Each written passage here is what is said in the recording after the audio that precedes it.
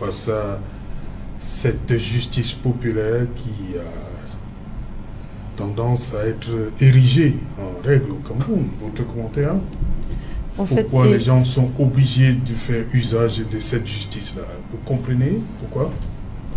Bon, je peux comprendre quand j'entre dans la peau des personnes qui, pour eux, ils se sont dit, parce qu'il y a des gens qui sont convaincus que le Cameroun, c'est le Cameroun et quoi que l'on fasse, on ne va plus changer.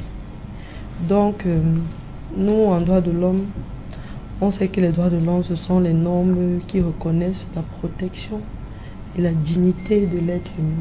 Quel que soit ce qu'un être humain doit faire, il n'a pas droit à ce qu'un autre être humain lui ôte la vie. Ça, vraiment, en droit de l'homme, on ne permet pas ça. Et maintenant, quand on rentre dans les quartiers, on comprend. Comme on l'a si bien dit, parfois quand un violeur par exemple comme ça est attrapé et qu'il est remis entre les mains des autorités, parfois son dossier n'arrive même pas devant les juges. Il suffit seulement qu'il monnaie peut-être au niveau de la brigade ou du commissariat et on le relâche. Et maintenant quand il revient doublement, il vient se préparer, ça veut dire toutes les personnes qui ont eu à le dénoncer vont écoper. Mais on nous apprend aussi également qu'on ne se rend pas justice. Parce que ce peuple-là, on comprend le degré de notre colère, mais tout ce que je peux dire, c'est que j'en appelle à la prise de conscience de tout un chacun. Le Cameroun ne va pas changer seul. Si nous, déjà, on commence à changer nos mentalités, je pense qu'on aura le Cameroun dont tout le monde rêve. Nous n'allons pas seulement accuser l'État. Nous-mêmes, qu'est-ce qu'on fait? Comme le professeur l'a si bien dit, ces enfants, celui qui viole, c'est l'enfant de quelqu'un. Ça veut dire que son parent a forcément fauté sur sa part de responsabilité qui était d'assurer son éducation. Pourquoi on en arrive là? Recadrons nos enfants. Aujourd'hui, si nous tous nous observons là, la jeunesse est en train de s'égarer. Et maintenant, on commet des crimes pas possibles. Vous avez vu, il y a de cela 2 semaines, j'ai cru voir à la télé, on a attrapé tout un groupe de bandits à Edea.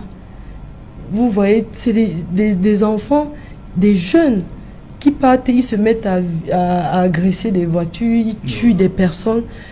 On ne comprend pas. Ils balancent les cailloux sur des... Vous voyez que à un moment donné, la responsabilité est à tout un chacun. Moi, je me dis, chacun doit faire sa part avant d'attendre que quelqu'un d'autre le fasse. Et maintenant, ça s'explique aussi. Il y a notre lenteur judiciaire. Par exemple, quand un KMM est là, ils ne sont pas sévèrement sanctionnés. Et vous allez voir une affaire pendante là, elle va créner pour donner le temps à ceux qui veulent magouiller même de le libérer.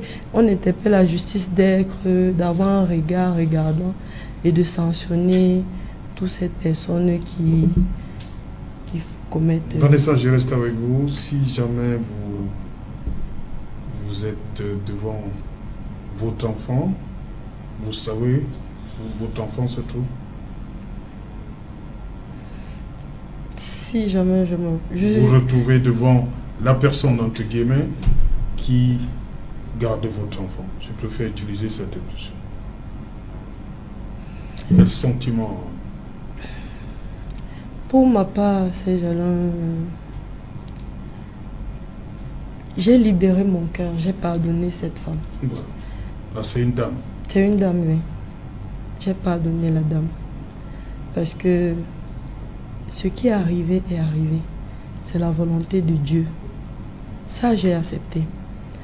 Parce que, par exemple, tout à l'heure, quand je vous parlais de Bana, peut-être le professeur ne m'a pas bien compris. Je disais, le proviseur craint que quand j'entre dans son établissement, les médias vont me suivre. Et ça risque de venir perturber son établissement. Et quand je dis les Bana n'aiment pas l'école, c'est que quand j'arrive là-bas, je tombe sur un groupe qui n'aiment pas l'école. Et ce sont eux qui m'affichent. Mais pendant ce temps, je ne veux pas dire que quand tout ce groupe me vilipendait, il y avait des banas qui me soutenaient et voilà, qui me donc comprenaient. Vous ne fallait pas faire. Oui, j'ai pas. Peut-être j'ai globalisé, mais il faut que je corrige. C'est pas tous les banas qui n'aiment pas. Par exemple, en première, il y a eu ce problème, mais en terminale, ils poursuivaient leur étude. Vous voyez, peut-être quand quelqu'un a fait un probatoire, peut-être 5 fois, il est désespéré, donc il se dit, donc il fallait que je corrige ça. Oui. Et comme je disais, partout, moi, je n'ai rien dans le cas. C'est le temps qui vous a permis d'évacuer. Ça fait 12 ans. Le temps, oui, parce que je me morfondais beaucoup.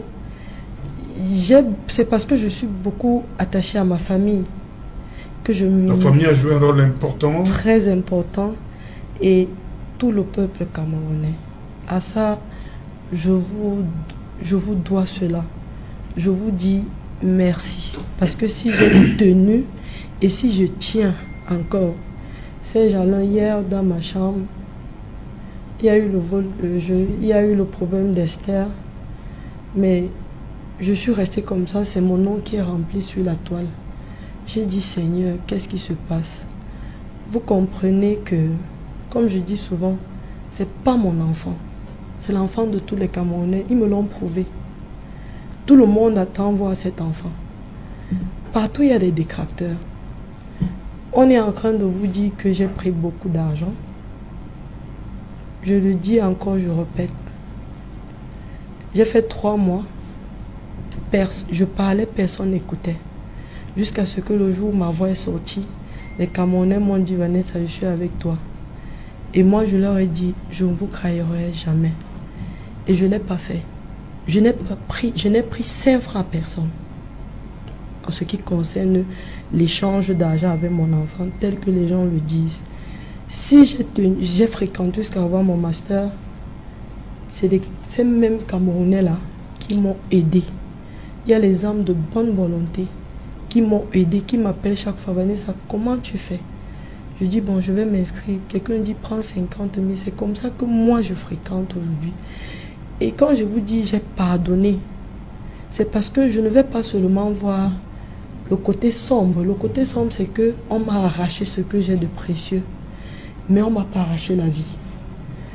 Notre fille, je suis curieuse de la voir comme vous. Mais je pense qu'elle est spéciale pour nous. Je ne sais pas si c'est elle ou si c'est moi. On a quelque chose à apporter dans ce pays. Et elle a l'âge, je pense, ça fait 12 ans. Elle écoute déjà. C'est plus pour longtemps. Elle va nous rejoindre. Et toi, sa deuxième maman, tu es sa deuxième maman. Moi, je ne t'en veux pas. Parce que quand on m'a raconté ton histoire, on m'a dit, parce que quand on me présente qui détient mon enfant, on me dit que Madame Caroline Até ne peut pas faire d'enfant. Et elle était à son 3e ménage parce qu'elle ne pouvait pas faire d'enfant. Non, je vous en prie, on ne veut pas. Non, ne citons pas. Non, ne citons, je vous en prie. Ne citons pas quoi? Non, non. J'ai toujours donné son nom. Je n'aime pas, j'ai toujours donné son nom, c'est pas sur Equinox. Vous êtes sûr que c'est elle qui... C'est la magistrate Caroline Medjan Até, épouse à Tangana à l'époque, qui détient mon enfant. Ça, tout le monde le sait, même le gouvernement le sait. Ils le savent. Elle est familier avec l'ex-directeur, père à son âme, qui est décédé, docteur Sondam Anderson, qui était jumeau, qui a grandi chez le frère jumeau du directeur, de l'ancien directeur de Génico, qui lui était au ministère de la Justice. Donc ce sont eux qui élèvent, c'est lui qui élève, c'est son frère jumeau qui élève la magistrate. Ce sont eux qui détiennent mon enfant. Je n'ai jamais détourné. Et à un moment donné, elle a même dit que c'était un arrangement au départ.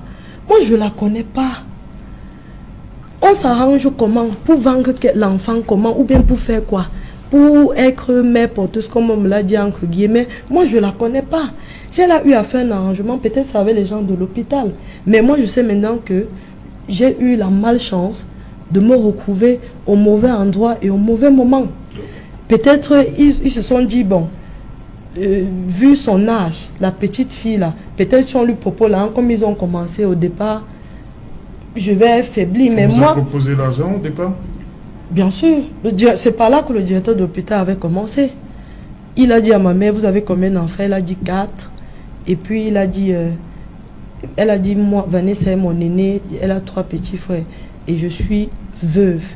Il a profité de là, il dit que non, si c'est comme ça, je vais vous construire une grande maison, je vais assurer l'école des enfants, on va fournir votre compte bancaire. Ça, c'est ce qu'il dit, parce qu'on vole mon enfant le samedi, ça, c'est ce qu'il nous dit déjà le mercredi. Je dis, mais tiens, ça, c'est quoi? On parle d'argent, d'échange d'êtres humains, et moi, je n'ai jamais accepté. Okay. Donc, pour dire que, comment, moi, j'ai pardonné. Et je pardonne parce que je dois vivre. Okay. Les Camerounais ont porté leur espoir sur moi et je ne peux pas leur décevoir. Parce que si je lâche, personne mieux que moi ne portera ce combat. Ok. Et réaction, Marie-Ange? La petite Vanessa, moi je dis félicitations et beaucoup de courage. Perdre un enfant n'est pas facile. Mais perdre un enfant et savoir qu'il est vivant, voilà, c'est encore plus mieux. Et tu as raison de pardonner à sa seconde maman pour que peut-être demain, après-demain, elle ne cherche pas à lui faire du mal, pour qu'elle ne réalise pas. Parce que peut-être l'euphorie à l'époque où elle avait pris l'enfant était encore là. Mais avec le temps, elle peut se dire peut-être cet enfant peut me trahir et tout et tout. Et moi de même, je passe le même message à la maman. J'espère qu'elle aime cet enfant comme il faut et qu'un jour, avec le pardon de Vanessa, cette petite princesse se retrouvera avec 2 mamans. Pourquoi pas? Ravi de regarder cette vidéo. Si c'est la première fois que tu vois les vidéos sur Politique TV, alors abonne-toi pour ne rien rater sur le continent africain et pour être notifié à chaque fois que nous publions un article. Cela nous permettra d'avancer et d'être encore plus meilleurs avec le temps. Alors on commence.